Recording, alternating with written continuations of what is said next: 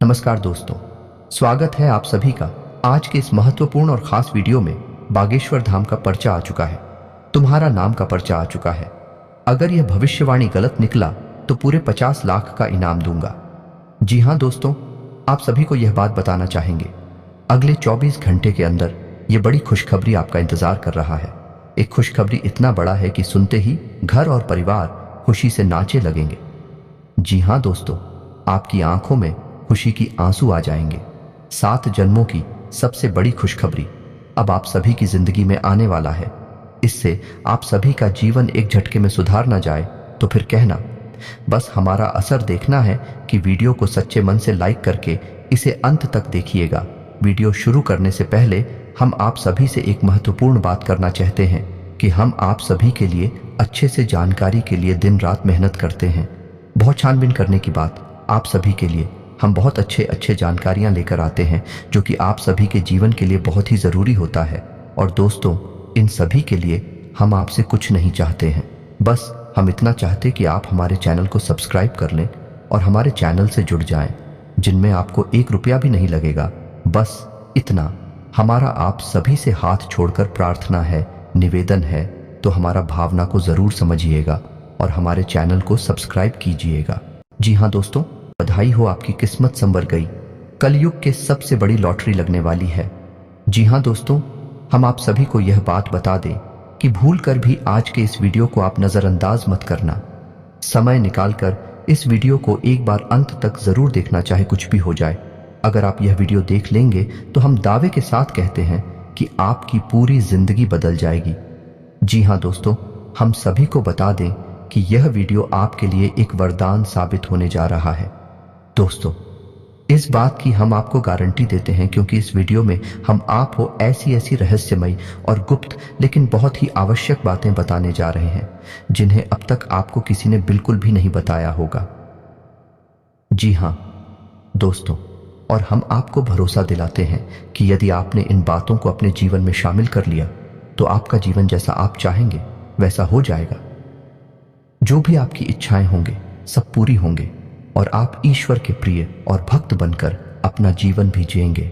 और इसी के साथ साथ प्यारे दोस्तों, हम आपको एक ऐसा विशेष महाशक्तिशाली के उपाय बताने जा रहे हैं जो आपके ऊपर इतना कारगर साबित होगा कि फिर चाहे आपके ऊपर पितृ दोष लगा हो, काल सर्प दोष लगा हो या फिर किसी भी प्रकार का वास्तु दोष लगा हो, सारे दोष केवल एक ही उपाय को करने मात्र से दूर हो जाते हैं।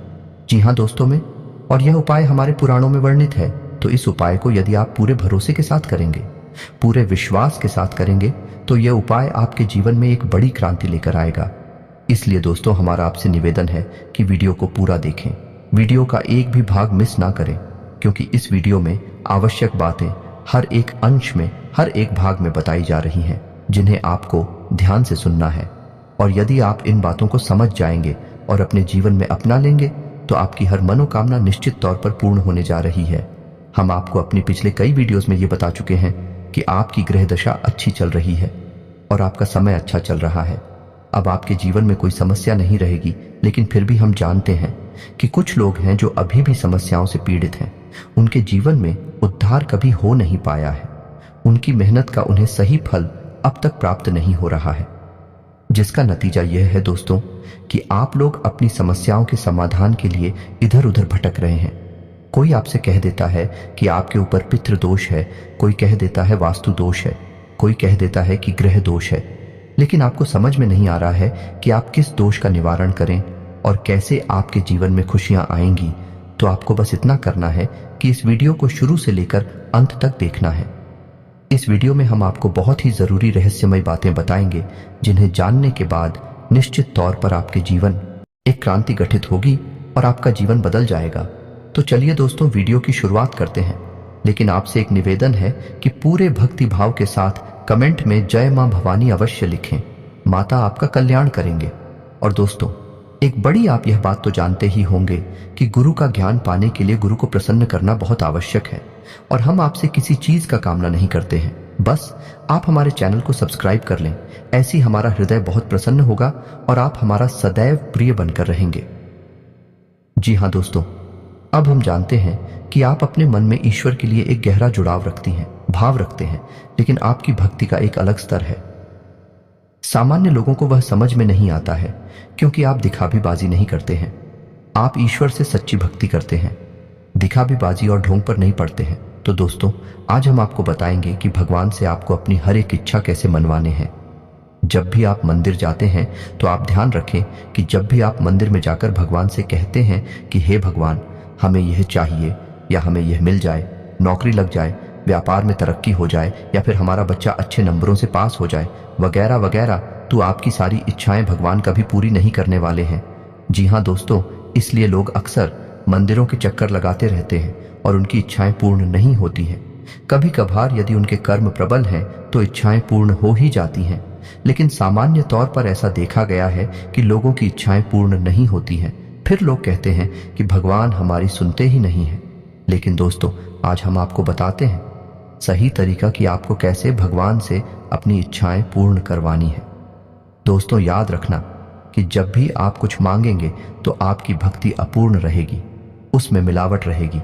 जी हाँ दोस्तों, तो जब भी आप मंदिर जाएं, भगवान के दर्शन करें, तो भगवान को जो भी कुछ आपको अब तक मिला है उसके लिए धन्यवाद में लेते हैं। जी हाँ दोस्तों, सीधा मांगना नहीं है, अपने मन में भगवान को याद करना है और जो भी कुछ अब तक आपको मिला है उसके लिए भगवान को धन्यवाद देना है। और आगे जो भी कुछ आप करना चाहते हैं, जैसे नौकरी की तैयारी कर रहे हैं या पढ़ाई कर रहे हैं या कुछ और, तो भगवान से कहना है कि हे प्रभु, आप हमारे साथ रहना, आप हमारा साथ देना। हम ऐसा काम कर रहे हैं, इसमें हमारी सफलता हो, इसके लिए आप हमारे साथ बनी रहे। बस आपको ऐसा कहना है। फिर आप देखिए कि आपकी हर एक दुआ कबूल होगी, आपकी हर एक इच्छा पूरी होगी। जी हाँ दोस्तों, यही भक्ति का सच्चा स्वरूप है।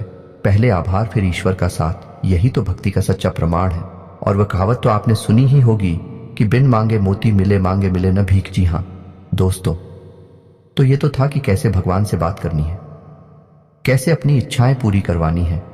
ये दोस्तों, भगवान तो आपकी इच्छा पूरी करने के लिए ही बैठे हैं, लेकिन कर्म को आपको महत्व अवश्य देना है, क्योंकि बिना कर्म किए भगवान भी आपका साथ नहीं देंगे, चाहे आप कितने ही चक्कर मंदिर के क्यों न लगाएं, क्योंकि फिर आपकी हर एक भक्ति भी झूठी भक्ति कहलाई, कि क्योंकि आप भगवान को भी भ्रम में डाल रहे हैं। भगवान से भी व्यापार करना चाहते हैं तो कर्म प्ले करें, मेहनत करें, फिर भगवान का साथ मांगे, आपकी हर इच्छा पूरी होगी, हर काम में आपको सफलता प्राप्त होगी। तो चलिए दोस्तों, अब हम बताते हैं कि वह कौन सी खास बातें हैं जो आपको अपने जीवन में शामिल करनी है, जिससे आपका जीवन बहुत सुंदर हो जाएगा। तो दोस्तों, हम देखते हैं कि लोग अपने ग्रह दोषों से परेशान हैं। कोई किसी ग्रह का उपाय कर रहा है, कोई किसी ग्रह का उपाय कर रहा है, लेकिन कोई भी उपाय काम नहीं कर रहा। कभी कभार उपाय काम कर जाते हैं और कभी कभी नहीं भी कर पाते हैं। तो दोस्तों, इसका सबसे सरल तरीका यह रहेगा कि आपके मन में जो भी इच्छा है, आप उस इच्छा को अपने मन में रखें और सुबह सूर्योदय के समय सूर्य को जल अर्पित अवश्य करें। ऐसा इसलिए क्योंकि सूर्य हर एक ग्रह का मुखिया है, हर एक ग्रह का केंद्र है। तो जब आप सूर्य को जल अर्पित करते हैं तो आप हर एक ग्रह को अपने पक्ष में कर लेते हैं।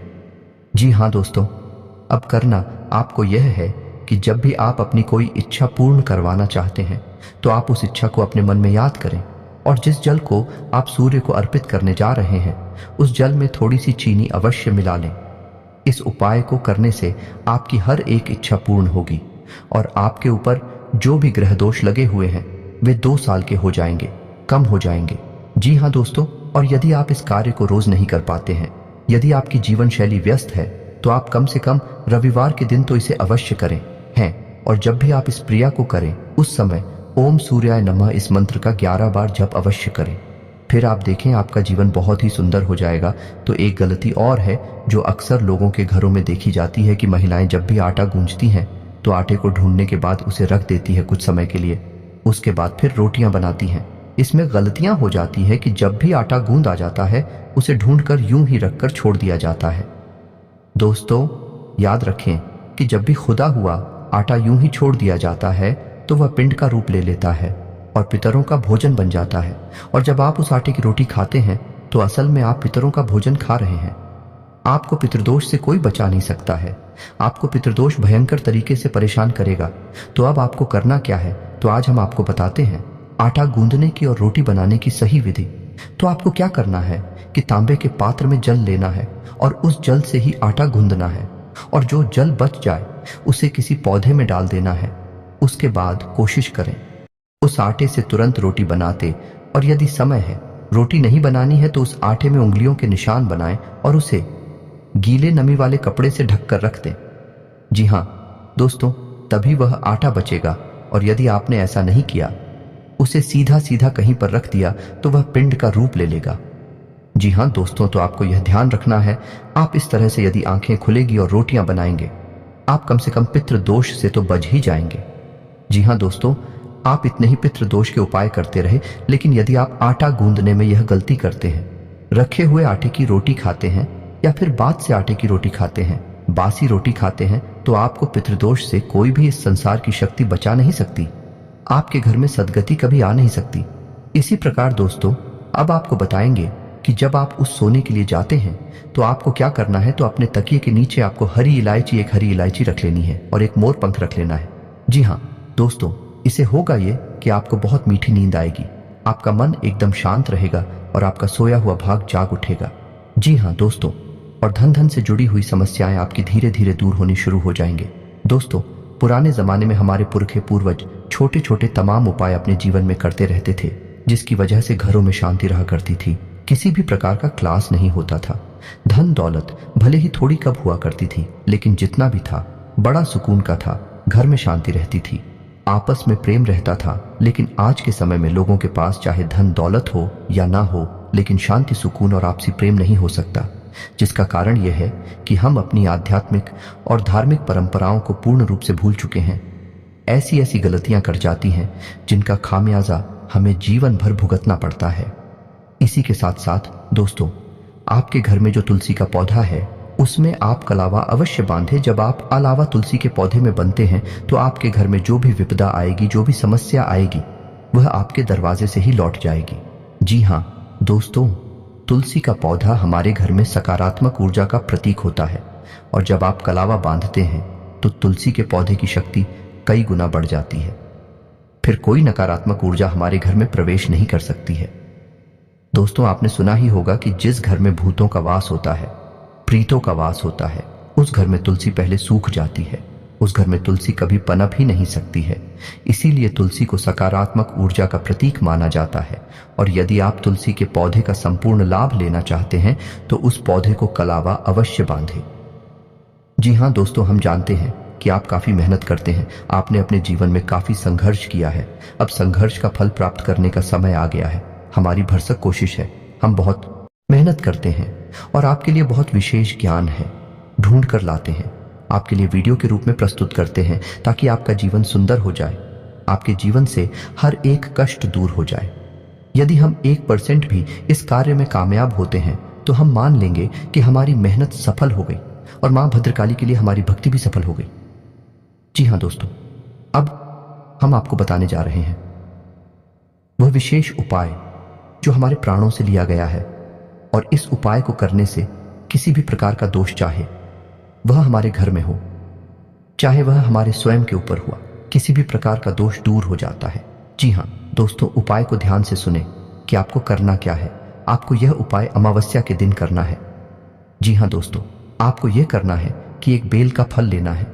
ये 200 जैसे बेलपत्र होता है, उसी पौधे का फल लेना है और पके हुए फल को ही लेना है। और फल को लेने के बाद उसके अंदर का जो उसका खुदा होता है, उसका जो आंतरिक भाग होता है, उसे निकाल देना है और उसके अंदर सुगंधित पंजीरी बनानी है। यानी कि आटे को भूनकर, शक्कर मिलाकर, इलायची डालकर, जैसी भी आपको पंजीरी अच्छी लगती है। स्वयं खाने में वैसी ही पंजीरी उसमें भरते नहीं है।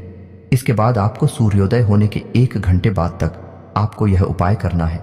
उसके बाद आपको सूर्योदय होने के 1 घंटे के भीतर भीतर इस फल को पूरे घर में घुमाना है।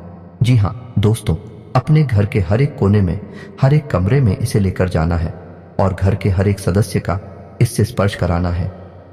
जी हाँ दोस्तों, हर एक सदस्य का स्पर्श करा दें। उसके बाद इसे किसी पीपल के पेड़ के नीचे, जी हाँ दोस्तों ध्यान से सुने, किसी निर्जन स्थान पर पीपल के पेड़ के नीचे एक गड्ढा खोदकर इसे गाड़ दें।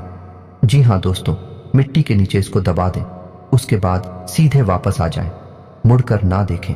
इस उपाय को आपको केवल एक बार करना है और मात्र एक बार करने से ही आपके ऊपर किसी भी प्रकार का दोष लगा हो, चाहे वह कालसर्प दोष हो, चाहे वह पितृदोष हो, चाहे वह वास्तु दोष हो या किसी भी प्रकार का ग्रह दोष हो, सारे दोष समाप्त हो जाते हैं। यह बहुत बड़ा उपाय है, सुनने में बहुत सरल है लेकिन है बहुत ही शक्तिशाली। एक बार इस उपाय को करके अवश्य देखना, फिर आपको जो परिणाम प्राप्त होते हैं उन्हें आप कमेंट करके अवश्य बताना। दोस्तों, हमारे कुछ प्रसिद्ध और खास लोगों ने भी इस उपाय को किया है और उन्हें बहुत अच्छी सफलताएं मिली हैं, बहुत अच्छे परिणाम मिले हैं। हमें यकीन है कि आपको भी बहुत अच्छे परिणाम प्राप्त होंगे। दोस्तों, उम्मीद है कि वीडियो में दी गई जानकारी से आप किसी भी प्रकार का लाभ अवश्य ले पाएंगे। यदि आप ऐसा कर पाते हैं तो हमारी मेहनत सफल हो जाएगी। दोस्तों, अगर आपको यह वीडियो थोड़ा सा भी पसंद आया, इससे कुछ सीखने को मिला है, तो चैनल को जरूर सब्सक्राइब करना बिल्कुल ना भूलें